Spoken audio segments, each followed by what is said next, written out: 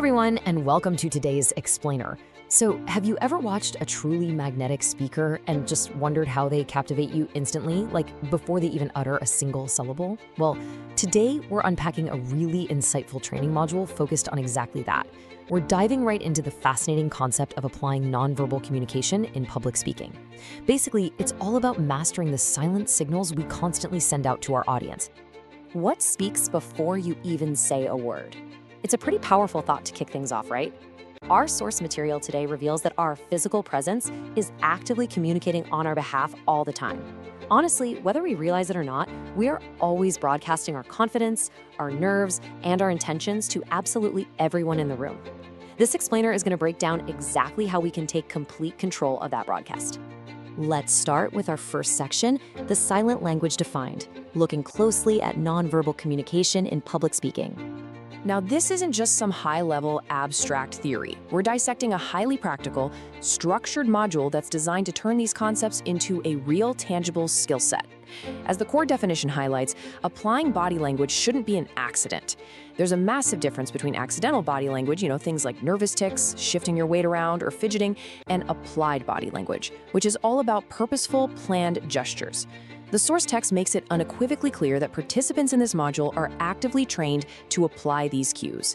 It's about taking total control of the narrative your body is telling while you present, making absolutely sure your physical presence amplifies your words rather than distracting from them. Moving on to our next section. Before the speech begins, we're exploring the timeline of body language. We so often think of public speaking as starting the exact moment we step up to the podium and say, "Hello," but actually, true nonverbal communication begins the very second you become visible. The training explicitly mandates mastery for both before and during your public speaking. This means your silent language is already setting the stage. It's establishing your authority and building rapport before the microphone is even switched on. Literally, the way you walk to the front of the room is just as critical as your opening sentence. Crazy, right?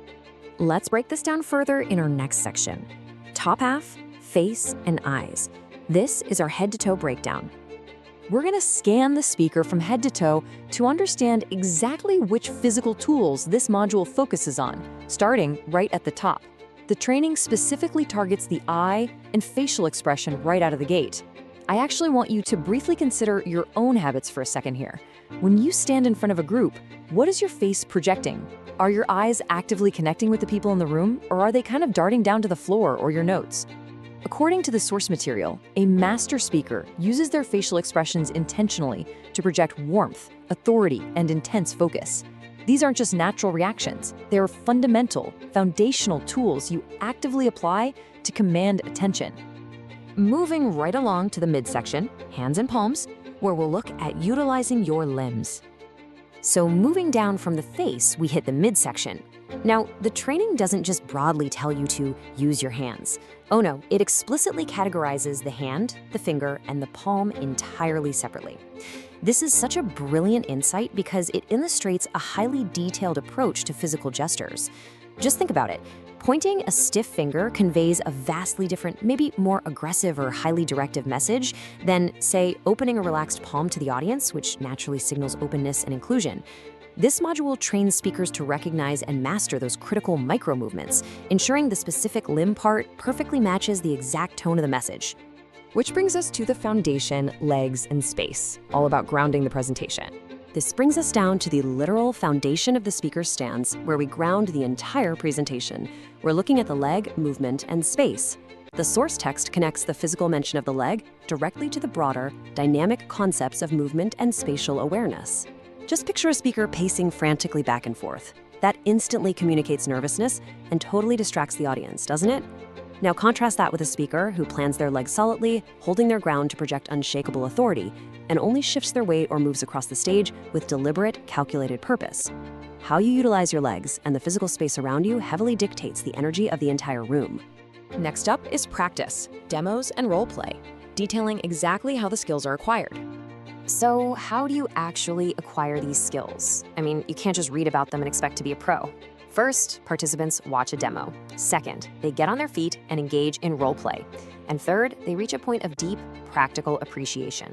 The source really emphasizes that this active participation is strictly required so that trainees can truly, and I'm going to quote the text here, appreciate the application of the eyes, hands, posture, and space.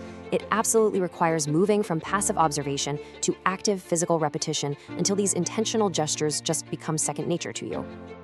Which brings us to a critical point of reflection. Based on everything we've unpacked today regarding this training module, I want to turn the focus right back to you. What is your physical presence saying the very moment you step into a room? Remember, the silent language is always speaking.